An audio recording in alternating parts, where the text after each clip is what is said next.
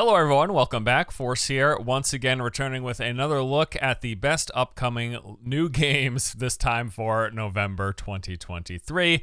Let's go ahead and jump right into it, shall we? The Talos Principle first came out back in 2014 and at the time was considered a well-executed first-person puzzle game with an interesting philosophical narrative focus, because beyond solving puzzles, the game had you thinking, oh yeah, why do I exist? User reviews were overwhelmingly positive and critics rated the game a 9 out of 10 on average. Now this month we are getting the release of the sequel, the Talos Principle 2. With this, like many sequels, the developer is looking to take what made their first game great and add to it. Specifically, they've said, the Talos Principle 2 is a thought-provoking first-person puzzle experience that greatly expands on the first game's philosophical themes and stunning environments with increasingly mind-bending challenges. Oh right, yeah, that's the other thing. The puzzles in the original game were said to be very challenging, and it seems like they are going to continue that tradition here. Now, with 8 years and a new engine between them, this has resulted in a game that looks quite visually appealing. The developer Crow team has clearly crafted some really interesting looking environments and locations. From what I have seen, at least in the trailers, this is going to be a good looking game. Some of the main bullet point features of the Talos Principle 2 include a wide array of new puzzles with varying difficulties, some of which you'll solve with new abilities like the gravity manipulation and mind transference. They are continuing the thought-provoking, character-driven, interactive story of the original with multiple endings to the experience, more than a dozen all-new environments, from a city on the brink of a paradigm shift to the varied landscapes of a mysterious island, and a soundtrack from the composer who made Serious Sam and the original Talos Principle. So if you enjoy solving challenging puzzles and questioning the point of existence, the Talos Principle 2 will be launching on November 2nd, coming to PC, PlayStation, and Xbox. You know, RoboCop isn't an IP that I've seen brought up very much since I was a kid in the early 90s, but apparently Nacon felt now was the time to bring the franchise back. RoboCop Rogue City is a new first-person shooter where you play as RoboCop. You know, the interesting thing about RoboCop is that he can barely move. Like, he's this indestructible cyborg that shuffles along at a blistering 1 mile per hour pace. But hey, you know what? That might be a nice change of pace from all the hyper fast FPS games we get nowadays. We'll see. Rogue City will feature many familiar locations and characters from the movie franchise. It takes place in the crime-ridden streets of old Detroit, where you are tasked with cleaning up gangs of violent drug lords. And you'll do so in lumbering fashion as you freely stroll through levels with your Auto 9 pistol and 20 other weapons, eradicating anything in your path. In fact, from some of the early hands-on coverage, it seemed and was also said to be pretty straightforward and not very challenging. There is no cover system in this game because it's not necessary. You are like practically indestructible, and it seemed at least the basic enemies pose very little threat from the early hands-on gameplay I've seen so far. Besides guns, you've also got other tools at your disposal like night vision, a shockwave attack, and a time slow mechanic, turning a room of enemies into what's basically a shooting gallery. But combat isn't the only thing to do in Rogue City. The game includes numerous other tasks and objectives. You'll engage in dialogue with the city's inhabitants, helping them with any issues they may have and trying to improve your reputation. You'll perform duties around the office, like delivering a passed out drunk into his cell, and investigate crime scenes in search of clues to what happened, which you will then resolve. There's a bunch of side quests as well. You will search out for NPCs with misdemeanors. I'm not kidding. Like, yes, you will track down people who have traffic violations, and the game will have some decision making where you're able to basically decide the outcome, choosing from a few different dialogue options. So for example, you could tell someone who is engaged in disorderly conduct, hey, please turn down your radio, or you could just walk up and smash the radio. The choice is yours. RoboCop Rogue City will be launching on November 2nd, coming to PlayStation, Xbox, and PC. Salt and Sanctuary has often been dubbed as what is known as the definitive 2D Souls-like, delivering an exceptional iteration of that genre of game, but from the 2D perspective. Well, its sequel, Salt and Sacrifice, originally released on the Epic Game Store in 2022, and it is now finally making its way over to Steam. Now, as I know this is a deciding factor for many people,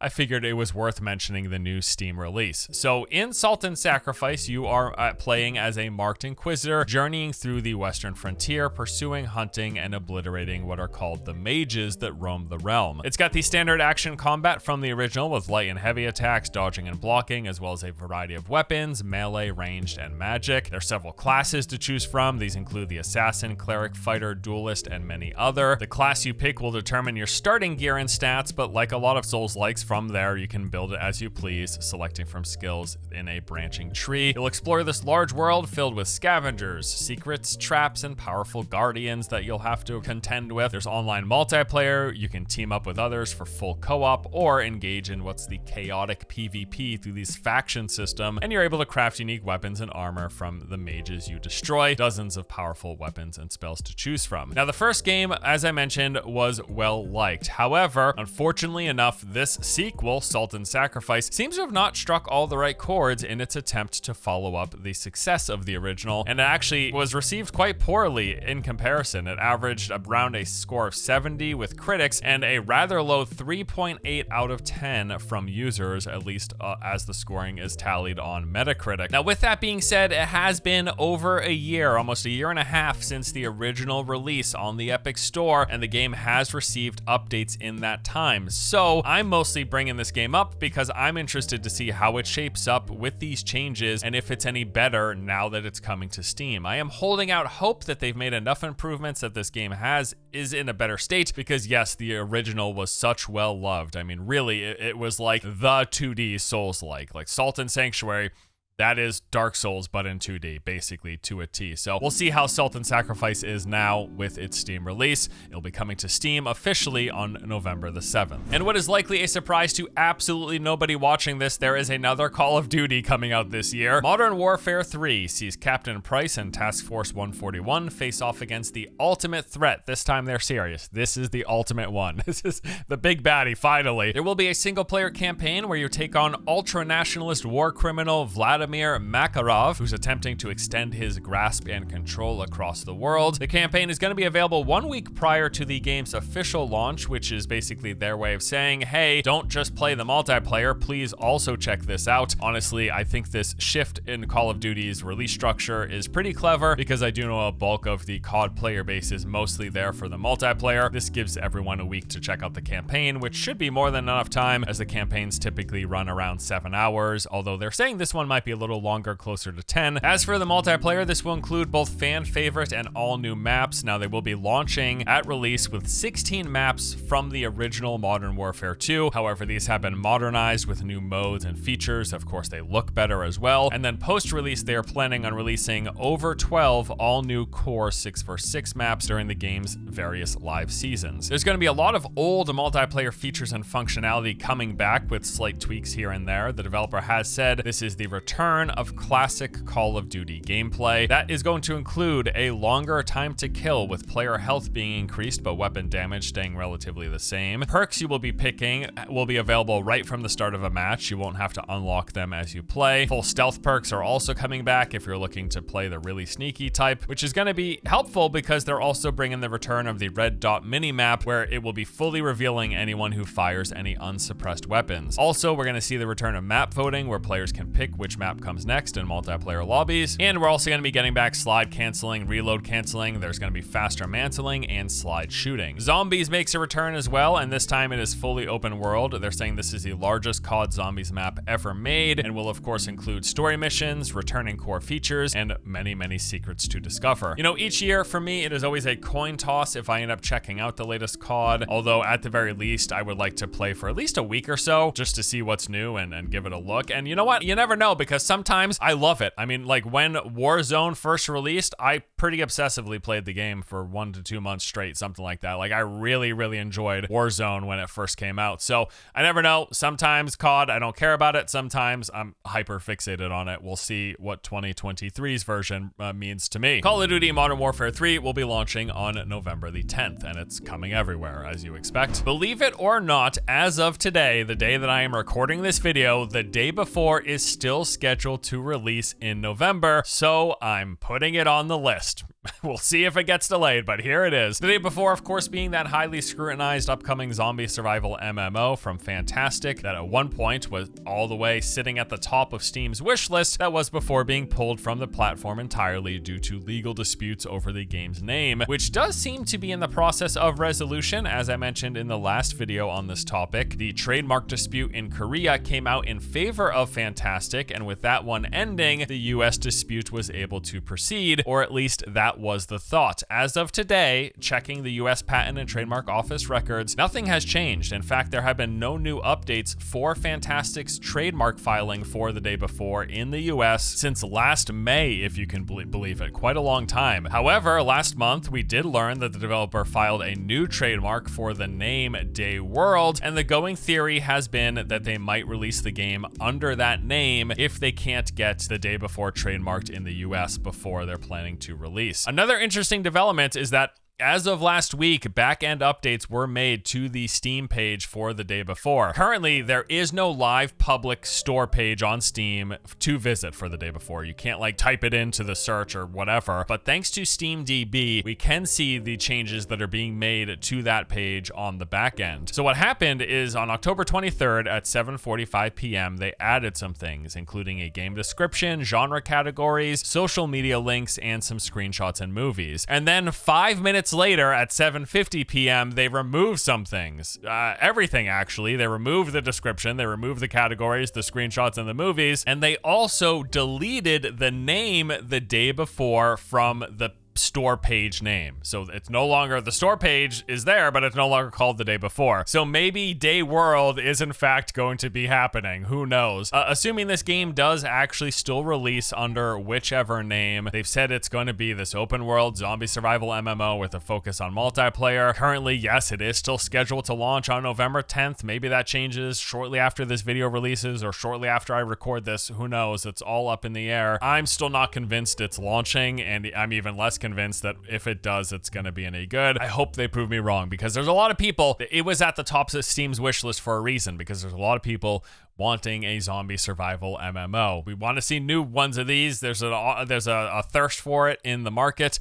Man, The Day Before, dude, huh? All right, here we go. Those are the main games that I'm most interested in for this month, but we have got quite a few honorable mentions I want to tell you about. Song of Nunu. This is a single-player, story-driven adventure game set in the League of Legends universe. This, of course, being part of Riot's efforts to expand the League IP into other genres of games. Typically, what they do is they have smaller studios, in this case, Tactica Works, create these more condensed experiences that are usually focused on telling the story of one or a few characters. Now, in Song of Nunu, you will be joining best friends Nunu and Willump on an adventure across the frozen wilds, traversing a land both beautiful and treacherous, making new allies and enemies on a journey of family, friendship, and magic. How sweet, huh? So it is a story adventure game. You'll walk around, talk to characters, unveil the story, do a little bit of combat, a bunch of traversal, and probably some puzzle solving as you move through what is likely to be a fairly linear game world. Song of Nunu launches on November 1st for PC. Gangs of Sherwood is a co-op action game set in a reimagined take on Robin Hood, where you play as Robin, Marianne, Friar Tuck, and Little John. It features third-person action combat. You will fight your way through various locations, castles, towns, dungeons, and woods, while taking on tons of different enemies and finding loot. You'll also collect gold, which can be used to spend at merchants to upgrade your equipment and customize your skills. Each of the game's 4 playable characters will have their own unique play styles, abilities, and gameplay, and it will feature co-op with, yes, up to 4 players, so a full team of co-op. You know, I want this game to be good just because I like the Robin Hood setting. I think it's a cool, like, premise for a game, but frankly, the gameplay they've released looks pretty darn rough. Who knows how it's going to turn out, but I'm not holding my breath on this one. Gangs of Sherwood launches on November 2nd for PC, PlayStation, and Xbox. Haus is the first major expansion for Dead Island 2, set in a mansion in Malibu where an evil cult dwells. This will be introducing a new quest line, at least 3 brand new weapons, and 8 new skills. I am happy to see that this game is getting any updates, frankly, because it really didn't do all that well at release, receiving pretty lukewarm reviews from critics and even worse reviews from users. Frankly, I am waiting on the Steam release to give this game a look. It's like every game when it launches.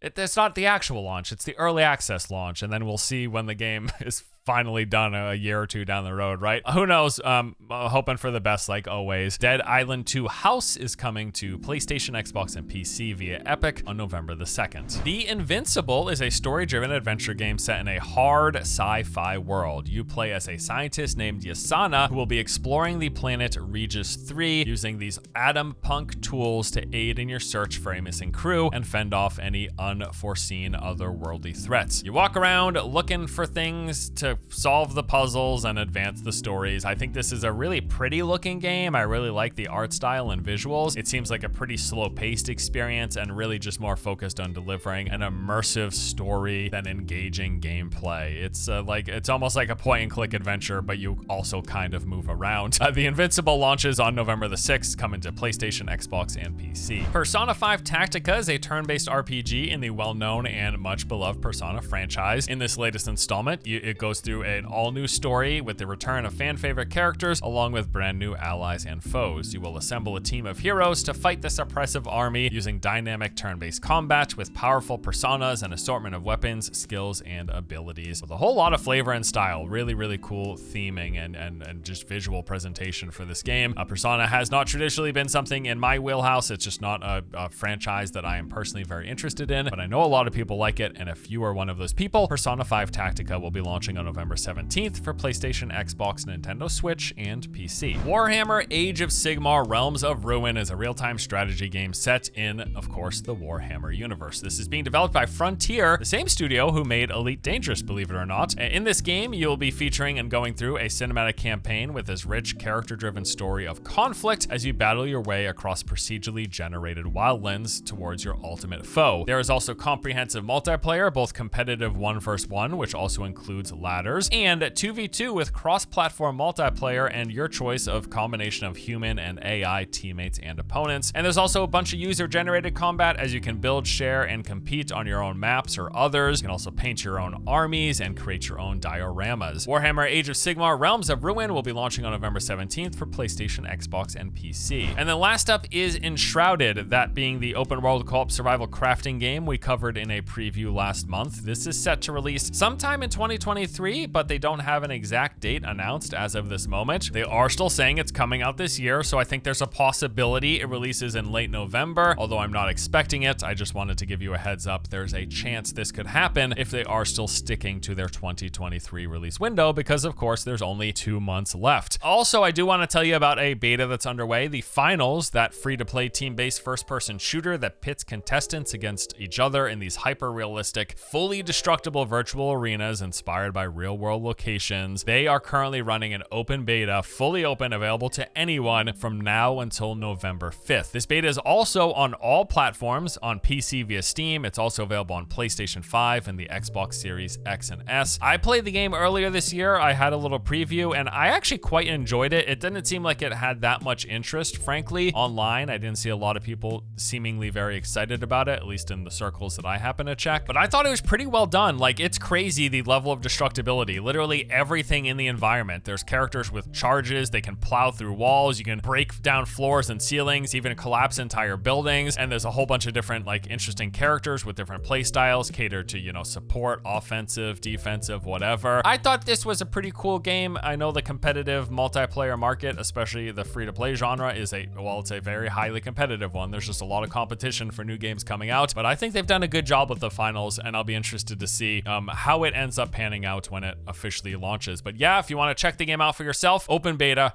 from now until November the 5th. So you got at least a few days, depending on when you see this video. And that's going to do it for this month's list. For me personally, the games that I'm most interested in checking out, of course, those first 5, because that's why they're placed there. RoboCop I want to play. I like to see if Salt and Sacrifice has gotten any better since it launched on Epic. I'm at least going to give Modern Warfare 3 a look to see if it jives with me this year. And dude, the day before, I mean, look, I've said this before, this is my most highly anticipated game of this year. But again, not because I expect not anticipating it to be amazing. There's been so much buildup for the release of this game. I mean, I'm still not convinced it's coming out in November, but it is as of this recording, so we'll see. Yeah, if I got time, I'll check out some of the other games like Talos Principle too. But it's a pretty busy month. We got some things going on. We got BlizzCon coming, which I'll be attending and covering as well. So stay tuned for coverage from that. Really hoping Blizzard reveals the new survival game that they got in the works, and I'm also interested in seeing what they do with their current franchises. What's up with Overwatch 2? What's coming next for WoW and WoW Classic? Of course, you got a Hearthstone, Heroes of the Storm. I know they didn't support that. They stopped supporting it, but maybe they'll talk about it. And yeah, of course, Diablo 4. I'm really keen to see where they are. They have said that they're supposed to be doing yearly expansions for this game. If that's the case, are they not going to be revealing the expansion at BlizzCon? That seems likely if they are going to really be doing an expansion every single year. If we're expecting one in 2024, I would assume they at least tease it here at BlizzCon. So we'll have to see what happens. But anywho, going to be a pretty busy November, and there's at least a few games here that I'm interested in.